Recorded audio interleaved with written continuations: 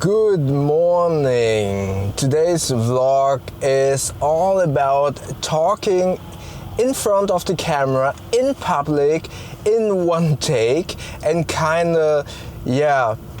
summarizing my vlog of yesterday, because if you saw that vlog, I was vlogging outside and there were so many people around that I was really stumbling my words, my train of thought, and I'm not really sure about if I actually was able to bring a point across, but I posted the video anyway because I think it's important to kind of showcase A, that it is difficult, B, just to make a point of repeating yourself and practicing repetition to get better, and a couple of things that I learned during that process. I feel like,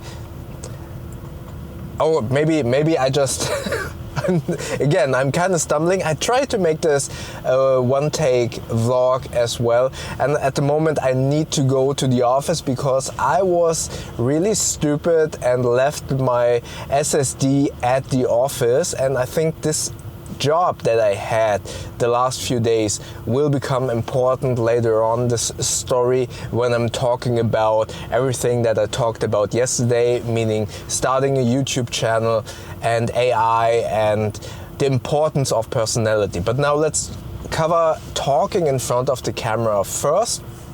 Also keep in mind, please always drive safely. I intentionally turned around the Pocket 3 so the display is facing the other direction and I do not get distracted. So consider this me talking on a speakerphone.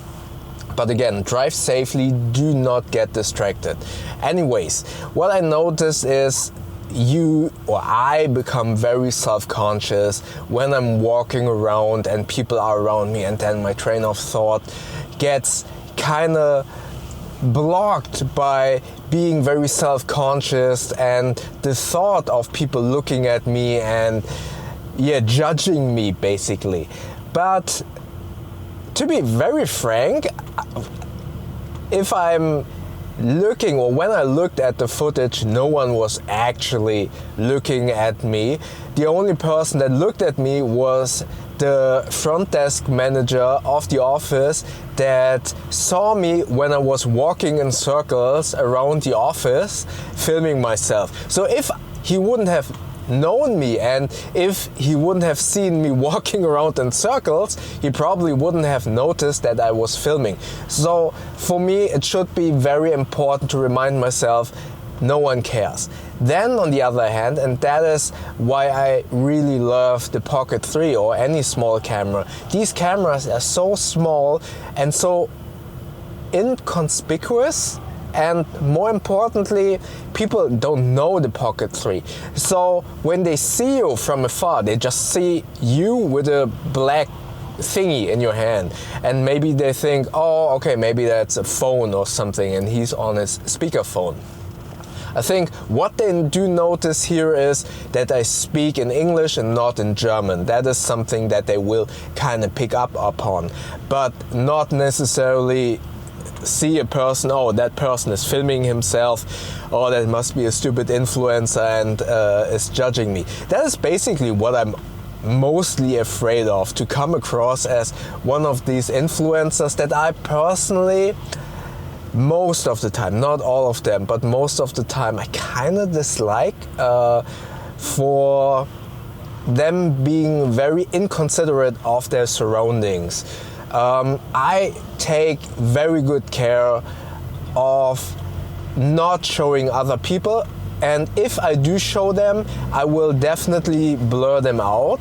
That's what I did in my last review, where my wife and I filmed in the mall. There I tried to blur out every single person, or most of them. I hope I blurred out all of them as good as possible, because I personally don't like to be filmed by other people, and I really don't want other people to feel bad when they film. So I really try to take care of not showing anyone, especially not children. And if I accidentally film anyone, I definitely blur them out. And that is basically my biggest fear. Not that they judge me in terms of, oh, that person is filming him or herself, but rather that I don't want to be perceived as an influencer. That is definitely something I do not like, and that I don't want people to think of me. Not necessarily because I don't consider myself somewhat a content creator and therefore an influencer or being in the vicinity of an influencer, but rather because there are so many negative influencers that don't really do something great, in my humble opinion. Be it those influencers that always advertise stuff that they never tested themselves, or they vlog their children. I am very opposed to that. I feel like you should not put your children into your very public vlogs, but that's just my opinion. Yeah. So I'm very self-conscious about that. However, going back to what I was saying before, I just need to remind myself of the fact that people don't know what a Pocket 3 is. And most of the time they don't actually notice that I'm filming, because they just see this black little, almost phone-like device in my hands. They just notice I'm speaking English. That's basically, as far as I can tell, is what they pick up on and why they are like, oh, what is that person doing? Then the other thing that I noticed, the last 2 days were very windy, and I made the mistake of not being as fine-tuned as I should have been with the denoising. I just slapped on the denoise, slapped on some compressor, and those two plugins kinda worked against each other, while I was from listening to the vlog, I believe you were able to understand everything that I was saying, but the audio quality was was a little bit destroyed by the denoise, trying to get rid of all of the wind noise, and the compressor then pushing against the heavily adjusted audio quality. So the audio quality wasn't as great as I was kind of hoping for. So that's definitely something to keep in mind when you're vlogging outside. Not only vlogging outside, but more importantly, because in my reviews I always kind of film some segments outside, but when you're walking and there is wind, that is some more excessive noise on your mic. And this is actually a very good environment where I personally will kind of test it out, because obviously you will hear all of the noise of my car. That is a very old car. I actually noticed this is already 20 years old, this little Smart 4.2 car. Then it is raining, plus I'm on the highway, so the noise will be very loud.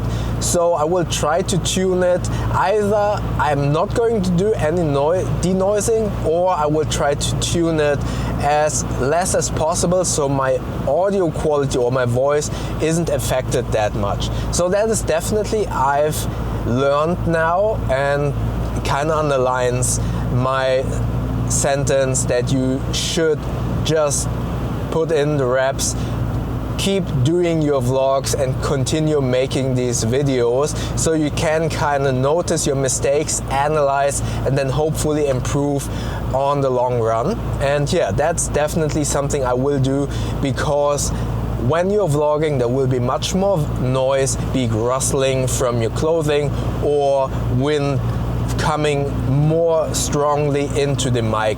Even though I have a dead cat on the mic, you will still notice the wind.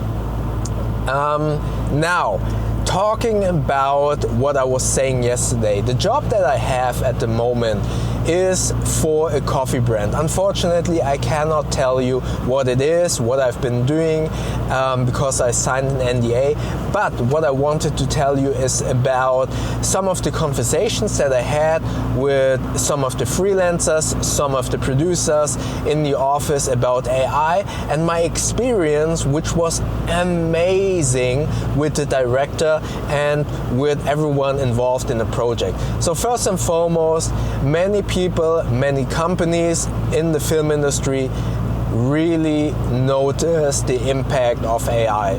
People lose their jobs or have to close down their companies because AI is replacing some of the jobs. One very noticeable one is voiceover artists. AI is very capable of voiceovers. Not necessarily, we haven't come to a point where they actually use long AI voiceover recordings, but for short sentences, sometimes they use AI, or if it's just layout, they use AI definitely. And that is where voiceover artists get a hit, because sometimes when you did a layout, they booked a voiceover artist and the voiceover artist recorded that voiceover, and then they tested the film. If it was great, they re-recorded it with the same voiceover artist, and then the commercial went on air. Now, at least the layout stage is kind of lost for the voiceover artist because they recorded with AI. So a lot of people notice the heavy impact on AI. Me personally, as a film editor, I don't feel it yet, because with editing you can do it in AI, and AI is helping a lot, but there is still a very important human component with editing, and especially with explaining to the client why an edit is important, why an edit works. That cannot be replaced by AI yet. AI is an amazing tool that can help during editing, and that's how I personally see AI at the moment, as a very incredible tool that helps me to improve my process, my workload and stuff like that. Or for example, what I do a lot is I film stuff in my YouTube videos, but I sometimes want to kind of clean up what I've been filming, and then I film statically, use Photoshop, generative fill with AI, and then replace some of the stuff in the shot. That's why I think AI is an amazing tool, but I cannot deny that it takes away some of the jobs. Now, why did I say that you need to, or why did I say that you might want to consider and recommend to create a YouTube channel, and especially these vlogs? It's because you you already have a personality, but you showcase your personality. And in a world where everything becomes very polished, very artificial, it is so important to show your personality, and I see it already that people crave human touch and personality, and with these vlogs it is somewhat like we having a conversation with each other, and it's a personal dialogue between you and I. And that is something that people, I believe, will start to crave a lot more in the future. And if you have a YouTube channel, people can see more of you, and I feel like there will be a huge demand on these videos. Not necessarily only in terms of entertainment, but also in terms of work, because with this job that I had, the director and I, at least from what I felt, we had such a great personal connection, and it was so much fun working with each other. And again, I want to underline and emphasize that having a personal connection is so important in life and in work especially. He and we only sat together for 3 days, but in the beginning we did everything remotely. So it was all based on trust. And when you can kind of create a very personal and human connection, it is more likely and more easier to trust. He did not see my YouTube videos, but we had a lot of conversations in the beginning where I was able to build some trust, at least from what I can tell. And that made working together so much easier and so much more enjoyable. And I feel like if people have the opportunity to see your personality on a YouTube channel, be it either with review videos or in this case with vlogs, hopefully they will be more likely to kind of say, oh, that person has the same thoughts, the same ideas, and is hopefully also likable in those videos. I could see myself working with that person. That is great. More importantly, or moreover, when people see that you are active, doing stuff, no matter what it may be. For example, my review videos, some of my clients have seen my review videos, or maybe if some of them will see my vlogs and they will say, oh, I like what that person is saying and what kind of videos he's making. For example, that's basically also one of the reasons why I make these videos about filmmaking. Yes, I have experience for over 20 years in the film industry, but also I give that knowledge away basically in these videos. Then hopefully some people will say that I know what I'm talking about, and then they are more likely to hopefully book me in the future. That is why I personally recommend to make a YouTube channel, especially if you're in the film industry. People get to know you, get to know your personality, people see what you can do, and people will realize or acknowledge and see that you don't stand still. You always create, you are always working, even though you maybe aren't booked at the moment. In this case, people will see, oh, he's booked, he's doing an editing job, but when he's going home, he's still doing YouTube. So I'm always doing something, and I believe that that is a good sign for any client, that they hopefully see that I have the enthusiasm, the passion for making videos, and that is why I think everyone should make a YouTube channel. But even though you might not be working in film industry, your clients might also recognize your personality, recognize what you're doing, and maybe you can kind of convince them that you're the right person for the job, depending on what you're doing, of course. But yeah, that was my vlog in the car, and hopefully I feel like I was a little bit better in doing this one take, but obviously no one is walking around me to kind of judge me. So yeah, I will try to experiment and practice more talking outside. But I will also, I feel like these one takes are cool to push out some videos and to kind of practice articulating myself in a fluent one take way. But I obviously also want to practice more storytelling in a visual way, practicing more using my camera and creating beautiful vlogs with beautiful B-roll. Don't mind all of the beeping. That is my car. It's almost time again to kind of check up on this car. Anyways, I will do one take vlogs in the future, but I also will do some more elaborate vlogs with B-roll as well.